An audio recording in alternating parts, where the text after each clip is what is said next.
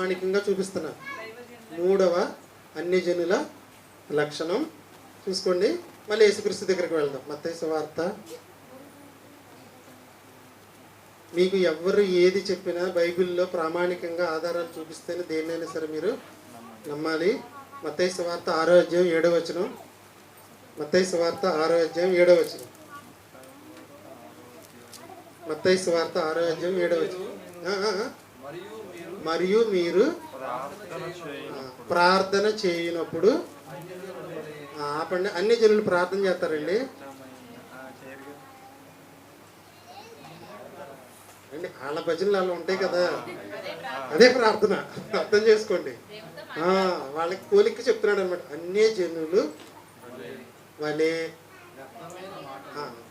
ప్రార్థనలో ఏముంటే అన్ని జనులు మనం ప్రార్థనలో వ్యర్థమైన మాటలు ఏంటి?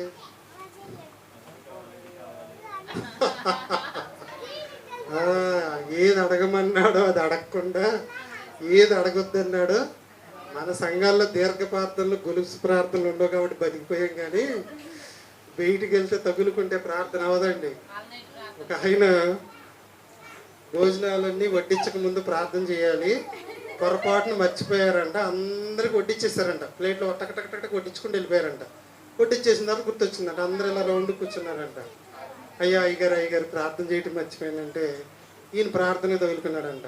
దేవుడా, నన్ను పలానా సంవత్సరం పిలిచావు, పలానా సంవత్సరం బాప్తీసం తీసుకున్నాను, పలానా సంవత్సరం అక్కడ సంఘం కట్టాను, పలానా సంవత్సరం ఇంకో సంఘం కట్టాను, పలానా సంవత్సరం ఇన్ని మెసేజ్లు చెప్పాను, పలానా సంవత్సరం ఇంత కానుకలు వచ్చినాయి, పలానా సంవత్సరం ఇంత కట్టుకొచ్చాను అని ఇక్కడ ప్రార్థన జరిగే దగ్గరికి వచ్చే సమయానికి ప్లేట్లు మొత్తం కుక్క తిరిగి వెళ్ళిపోయాయి.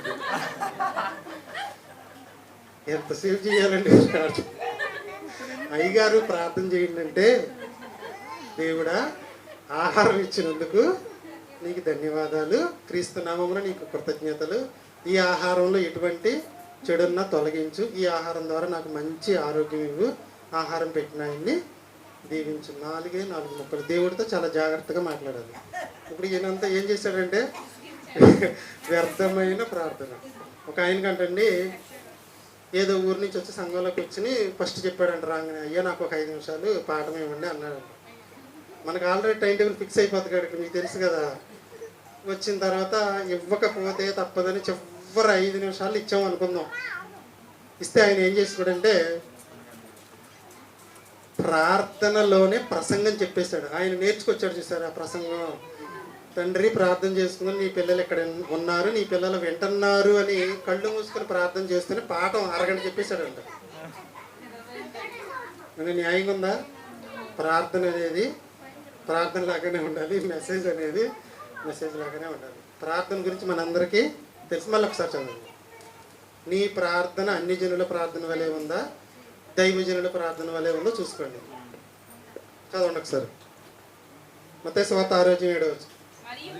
మరియు మీరు ప్రార్థన చేయనప్పుడు అన్ని జనుల వలె వ్యర్థమైన మాటలు వచింపవద్దు, విస్తరించి మాట్లాడవద్దు. అన్ని జనుల ప్రార్థన ఎలా ఉంటుందంటే, ఒకటి వ్యర్థమైన మాటలు ఉంటాయి, రెండోది విస్తరించి అంటే ఎక్కువ ఇక ధారాళంగా వెళ్ళిపోతానే ఉంటుంది ప్రార్థన. ఎమ్మెల్యే గారి దగ్గరికి వెళ్ళి అంతసేపు మాట్లాడతాడండి, 2 ముక్కలు అవతలకి వెళ్ళిపోవాలి. అన్ని జనుల లక్షణం ఏంటి చెప్పండి?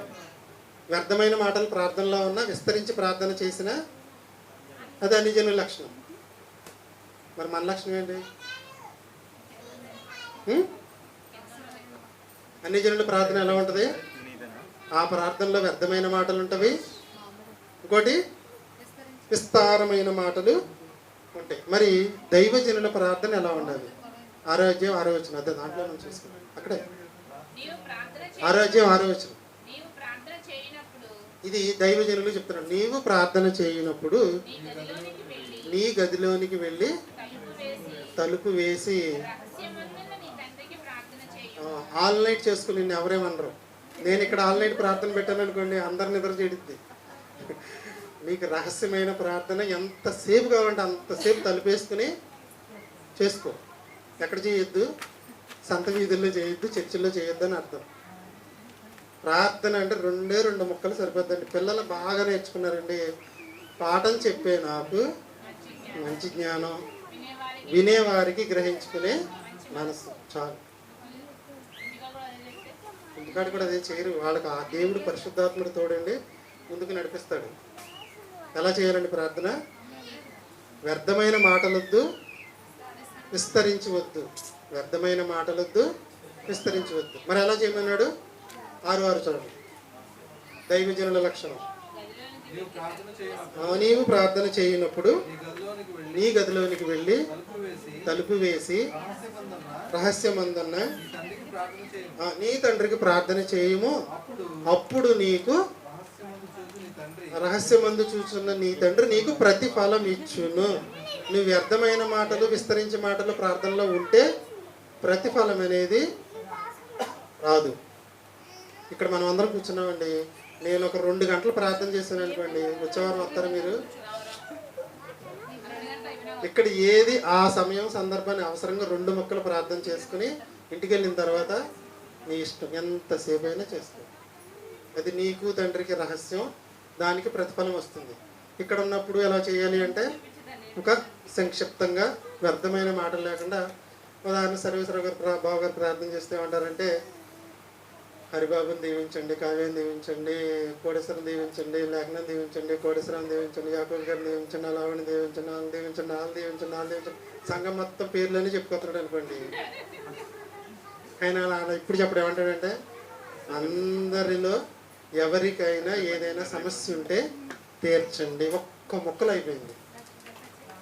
కూర్చున్న వాళ్ళు నా పేరు చెప్పలేదు, నా పేరు అందరి పేర్లు చెప్పేశారు అక్కడ. అలా అర్థం చేసుకోవాలి. వ్యర్థమైన మాటలొద్దు, విస్తరించి వద్దు. మీకు బయట చూసుకుంటే ఆ రోజున కానికి ఎవరికి ఇచ్చారో వాళ్ళ కుటుంబం, వాళ్ళ బంధువులు, వాళ్ళ పిల్లలు ఎక్కడ చదువుతున్నారు మొత్తం అంతా అరగంట ప్రార్థన అవుతుంది ఆ రోజు. అవసరమా? అది ఎవరి లక్షణం? అన్యజనుల లక్షణం. ప్రార్థన ఎంతసేపు చేయాలండి? విస్తరించకుండా, వ్యర్థమైన మాటలు లేకుండా సంక్షిప్తంగా చెప్పాలి తప్పితే మన ఇష్టానుసారంగా మాట్లాడడానికి లేదు.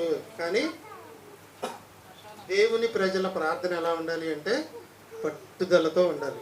ప్రార్థన యందు పట్టుదల గలవారే. ఇక్కడ రెఫరెన్స్ మీకు చూపించట్లేదు నేను. ఓకేనా? మొదటి లక్షణం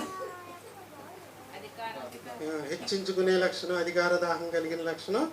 మొదటి అన్యజనుల లక్షణం. రెండోది కామాభిలాష అనేది అన్యజనుల లక్షణం. మూడోది వ్యర్థమైన మాటలు, విస్తరించి మాటలు ప్రార్థనలో ఉండడం అనేది అన్యజనుల లక్షణం. మరి దైవజనుల లక్షణం ఏంటి? పరిచర్య చేయుట దైవజనుల లక్షణం. పరిశుద్ధత దైవజనుల లక్షణం. రహస్యమందున్న దేవునికి ప్రార్థన చేయుట దైవజనుల లక్షణం. విస్తరించి మాట్లాడుకుంటుట, వ్యర్థమైన మాటలు ప్రార్థనలో మాట్లాడుకుంటుట దైవజనుల లక్షణం. ఓకేనా? Part 5 part